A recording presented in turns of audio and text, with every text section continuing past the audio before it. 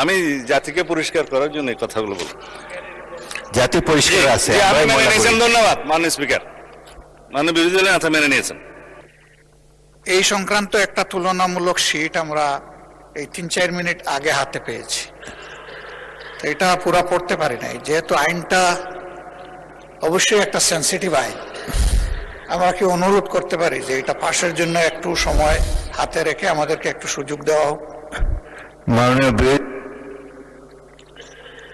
আপত্তি জানাবার জন্য একটা নির্দিষ্ট সময় আছে, সে সময় আপত্তি করলে এটা আমরা গ্রাহ্য করতে পারতাম। এখন বিলের এই স্টেজে আর আপত্তি করার সুযোগ নাই। দুঃখজনকভাবে শীটটা তো পেয়েছে এই মাত্র। এনিওয়ে, এটা হয়তো এটা এ সম্পর্কে পরে আমরা দেখব, কিন্তু এখন বিলের এই স্টেজে আপত্তি করার কোনো সুযোগ নাই। অতএব সংসদের সামনে প্রশ্ন হচ্ছে, আপনি কি বিলটি পাশ করার প্রস্তাব উত্থাপন করেছেন? বিলটি পাশ করার প্রস্তাব উত্থাপন করতে পারেন? করতে পারেন মাননীয় স্পিকার। মাননীয় বিরোধী দলের নেতা ফ্লোর আপনি প্রস্তাব পাশ করার প্রস্তাব উত্থাপন করতে পারেন। জি মাননীয় স্পিকার। মাননীয় স্পিকার, এই বিলটা হলো একটি গণহত্যাকারী সন্ত্রাসী সংগঠনের নিষিদ্ধকরণ সংক্রান্ত একটা অ্যামেন্ডমেন্ট। আগের যে আইন ছিল সন্ত্রাস বিরোধী আইন, সেটা অ্যামেন্ডমেন্টের জন্য।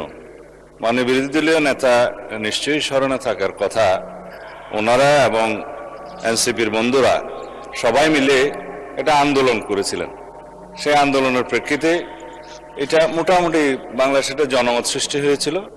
সেই প্রেক্ষিতে তাদের কার্যক্রম নিষিদ্ধ করা হয়েছে সন্ত্রাস বিরোধী আইনে, এবং অ্যাকর্ডিংলি সেটা নির্বাচন কমিশনে তাদের রেজিস্ট্রেশনটাও সাসপেন্ডেড হয়ে আছে। এবং এখানে এই আইনের অনুবলে পরবর্তীতে আর্টিকেল 47 অনুসারে সংবিধানের আইসিটি অ্যাক্টেও পরিবর্তন এনে সংগঠনের বিচারের জন্য সেই আইনটাও সংশোধন করা হয়েছে। এখন আপনারা যদি এর উপরে আলোচনা করতে চান, আমার মনে হয়